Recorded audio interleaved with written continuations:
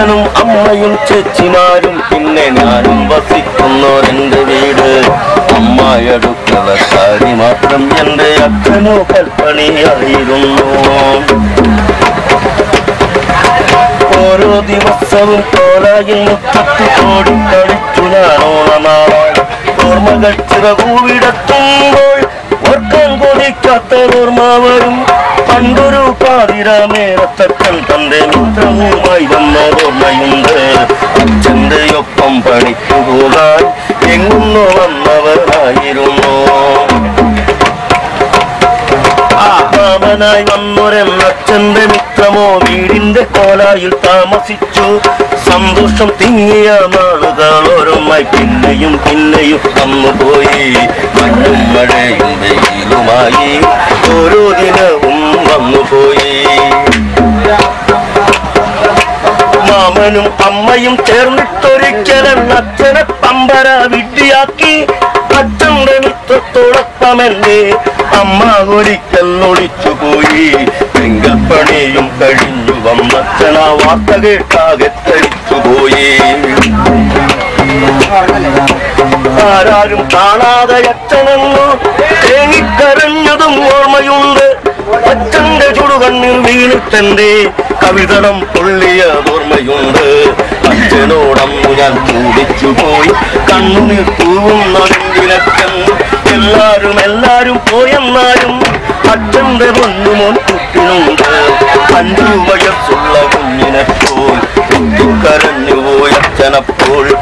കരയും അയാൾ മൂടി എന്നെ മാറോടു ചേർത്തു കരഞ്ഞു അച്ഛൻ. അന്ത്യാഭിലാഷം പോലെന്റെ കൈയാൽ അന്നം കഴിച്ചതും ഓർമ്മയുണ്ട്. അച്ഛന്റെ ഇത്തരം ചെയ്തി കണ്ടു ആശങ്ക എന്നിൽ കടന്നുകൂടി.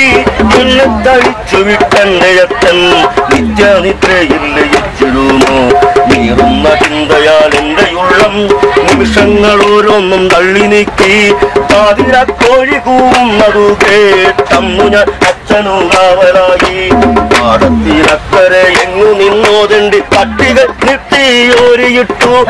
എങ്ങുന്നു ആവാനയിച്ച 10 കഷ്ണങ്ങളും പേറിക്കൊണ്ട് കാലന്റെ കോലവും കെട്ടിയാടി. അമ്പലക്കാവിൽ കുടിയിരുത്താൻ ആവാടി തക്കരക്കാവിലേക്ക് ഇതിയോടപ്പഴൽ നെഞ്ചിടിക്കും. ശബ്ദവും പിൻകാതിൽ കേട്ടുമാറായി.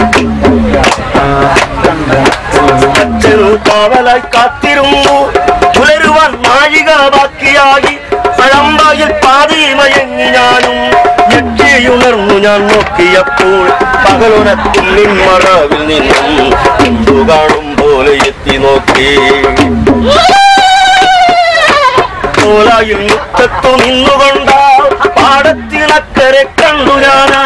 പാടവരമ്പത്തെ പാദമരം അച്ഛന്റെ ജീവൻ അപഹരിച്ചു. കൊണ്ടാ വിളർന്നു വിളിച്ചു കാറി. എന്നെ വിട്ടെന്റെ അച്ഛനും പോയി. ആരൊക്കെയോ അന്നു പിന്നെ എന്റെ അച്ഛനെ കായിൽ പൊതിഞ്ഞു കെട്ടി. കാക്കിക്കുപ്പായമണിഞ്ഞൊരുവൻ ബന്ധുമിത്താദികളെ തിരക്കി. എന്നെയും ചൂണ്ടിപ്പറന്നാലോ സ്വന്തവും ബന്ധവുമാണി പയ്യൻ.